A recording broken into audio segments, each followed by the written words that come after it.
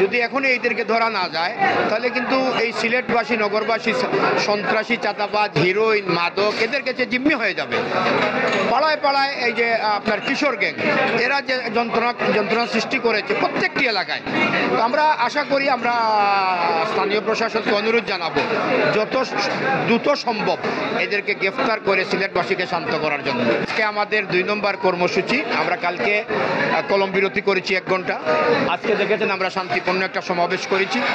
কালকে আমরা মাননীয় জেলা প্রশাসক, মাননীয় পুলিশ কমিশনার, আমরা মাননীয় স্বরাষ্ট্রমন্ত্রী এবং আমাদের স্থানীয় মন্ত্রীকে আমরা স্মারকলিপি দিব। আপনারা জানেন গত বৃহস্পতিবারের রাতে যে প্রতিকর ঘটনা ঘটেছে, এই ঘটনার জন্য আমরা 3 দিনের কর্মসূচি নিয়েছিলাম।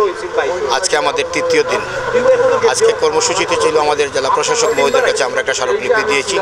ওনার মাধ্যমে স্বরাষ্ট্রমন্ত্রী, আমাদের স্থানীয় মন্ত্রী আর এখানে পুলিশ কমিশনারের কাছে এখন আমরা একটা স্মারকলিপি দিয়ে আসলাম। আমাদের সাথে সিলেট সিটি কর্পোরেশনের মেয়রের কথা হয়েছে। উনি আমাকে জানিয়েছেন যে উনি প্রশাসনের সাথে কথা বলেছেন, ওনারা ওনাকে আশ্বস্ত করেছে তারা খুব তাদেরকে একটু সুযোগ দেওয়ার জন্য তারা খুব রিসেন্ট আসামিগুলোকে গ্রেফতার করবে।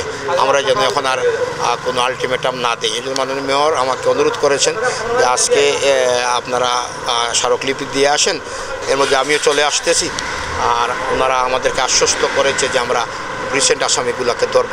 যার জন্য যেহেতু আমরা যদি এখন কড়া কোনো পদক্ষেপে যাই, নগরবাসীর চিন্তা করে নগরবাসীর কষ্ট হবে। আমরা যেসব কথা বলেছিলাম, যদি আমরা হার্ড লাইনে যাই তাহলে নগরবাসীর সেবা নিতে অনেক কষ্ট হবে। এই বিষয় চিন্তা করে আমরা আজকে স্মারকলিপি পর্যন্ত আছি। বাকিটা ওনারা যে আশ্বস্ত আমাদেরকে করেছেন, আমরা দেখি 2-4 দিন ওনারা কী করেন। এরপরে আমরা মেয়র সাহেব আসলে একটা ব্যবস্থা নেব ইনশাআল্লাহ।